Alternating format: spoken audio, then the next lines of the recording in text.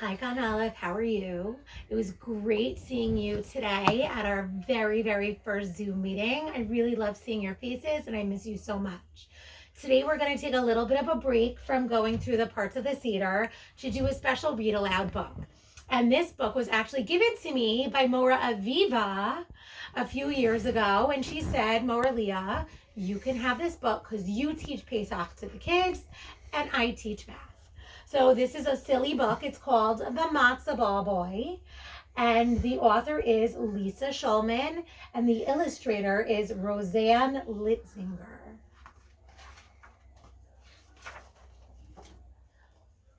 Getting close up on the book. Once upon a time, there was an old grandmother, a bubby, who lived all alone. She lived in a tiny cottage at the edge of a small village in a far-off country whose name sounded like a sneeze. Her children were grown children of their own. But could they be bothered to visit their mother? Not that she was complaining, but she was feeling a little bit lonely. Soon Pesach would be here, and there was no one to come to her Seder. No one would help retell the Pesach story.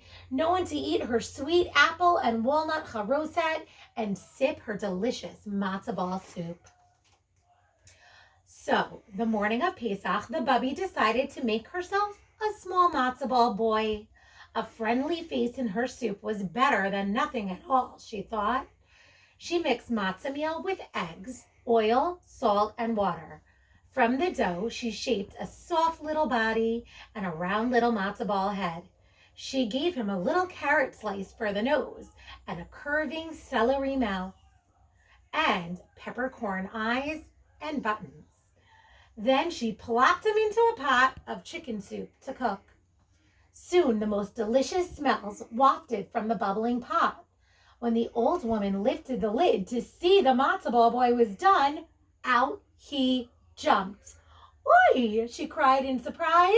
"Where do you think you're going, little matzo ball boy?" The matzo ball boy puffed out his soft little chest. "Boy schmoy, I'm the matzo ball man, Bubby, and I'm off to see the world." Then he ran out the door, leaving smears of schmaltz, or chicken fat, on her freshly mopped kitchen floor. Not that she minded a little work, but would it have hurt him to wipe his feet? Wait, the old woman cried, running after him. "Put on your jacket or you'll catch a cold." But the matzo ball boy just laughed and kept running. He called back over his shoulder, run as fast as you can. You can't catch me, I'm the matzo ball man." The old bubby ran as fast as she could, but she couldn't catch him. The matzo ball boy ran on and on through the village. As he passed the tailor's shop, the tailor put his last stitch in the rabbi's good coat, which he was preparing for Pesach, and then rubbed his stomach. "Oi, you look good enough to eat, little matzo ball boy." But the matzo ball boy laughed and he kept on running. He called back over his shoulder, "I've run away from my bubby and I could run away from you too. So run as fast as you can. You can't catch me, I'm the matzo ball man." The tailor and the old bubby ran as fast as they could, but they still couldn't catch him. The matzo ball boy ran on and on. Soon he passed the Yenta, the village gossip, and her 10 children coming home from the market with apples, nuts, and maror for their Seder. The Yenta dropped her basket and cried, "Oi, you look good enough to eat, little matzo ball boy." But the matzo ball boy just laughed and kept on running. He called back over his shoulder, "I've run away from my bubby and the tailor, and I could run away from you too." Just then, to show off, he repeated, run as fast as you can, 11 times, one for each of the children and once more for the Yenta herself. The Yenta, her children, the tailor, and the old bubby ran as fast as they could, but they still couldn't catch the matzo ball boy. Then the Matza Ball Boy ran faster than ever. It wasn't long before he came to the rabbi on his way to shul.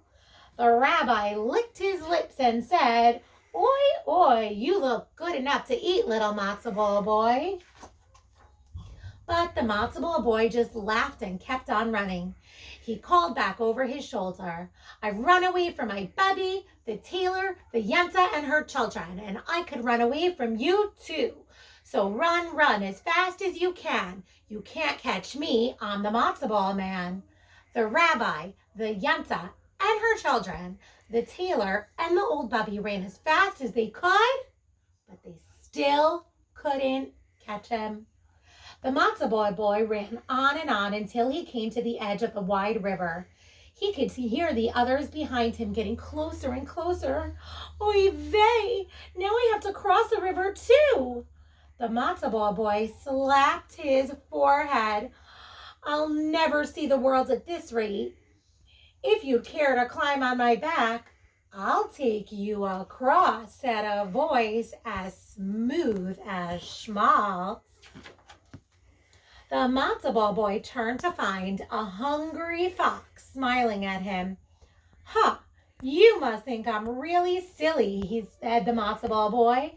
"Do you think I don't know that old trick?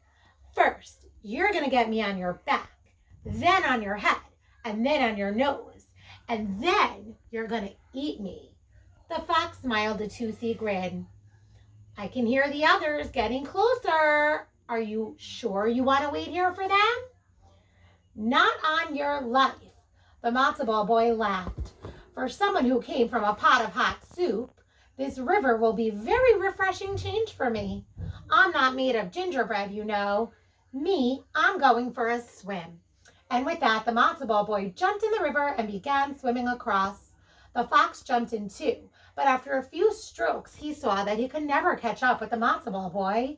He turned around, grumbling about his cold food. When the Matza Ball Boy reached the far shore, he looked back and saw the dripping fox, the rabbi, the Yenta, and her children, the tailor, and the old Bubby standing on the other side, calling, "Oi, oi, come back here, you little Matza Boy." But the Matza Ball Boy just laughed and called, "Swim, swim as fast as you can. You can't catch me, I'm the Matza Ball man." And since none of the others could swim, except for the fox, who pretended he no longer cared, they turned away and they began the long walk back to town. The old Bubby was the last to leave. "So go, go, have a good time," she called. "Not that I'm complaining, but this is the thanks I get for bringing you up from a bit of dough." The Matza Ball Boy watched them go, and then, having nothing better to do, set off through the forest that lined the river's edge. It began to grow dark and cold, and soon the hungry and tired Matza Ball Boy felt he could walk no further. Just then, he came upon a poor man dressed in rags. The Matza Ball Boy was about to run away, but then the man said kindly, "Oi, oi, you need something good to eat, little Matza Ball Boy." The Matza Ball Boy nodded tiredly. "I ran away from my Bubby, the tailor, the Yenta and her children, the rabbi and a fox, and I could run away from you too, if I wanted. Of course, I wouldn't refuse an offer of a good meal and a soft bed." The Matza Ball Boy looked expectantly at the man.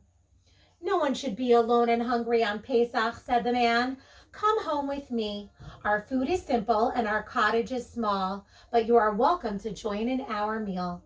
So the Matza Ball Boy followed the poor man through the forest until they came to a tiny cottage.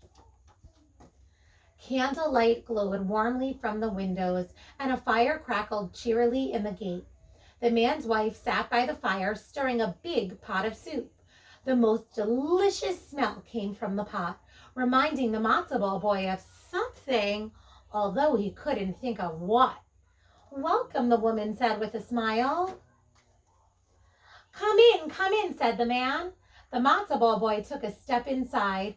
"Don't just stand there by the door where it's cold. Come nearer to the fire and warm yourself." He held his hands out to the dancing flames. The Matza Ball Boy drew closer to the fire. Its heat made him feel relaxed and tired.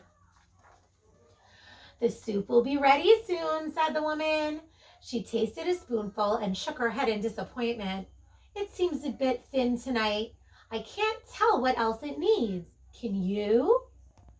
So she held out this spoon to the Matza Ball Boy, who took it and leaned over the pot to scoop up a taste. And then, well, who's to say how it happened? Perhaps he fell in. Perhaps he was pushed.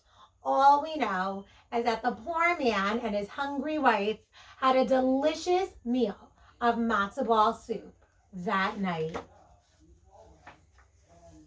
Or maybe you were expecting a different ending? Gone Aleph, because this was the question on the very last page. I want you to think of a different ending for your matzo ball boy. You can draw a picture of him. Maybe he ended up going back to his bubby's house. Maybe he ended up at Leah's house for the Pesach Seder. But you can create the ending to your own story. I want you to draw a picture and try and write your words under it. And then you can put it on Seesaw, and we're going to share it with each other.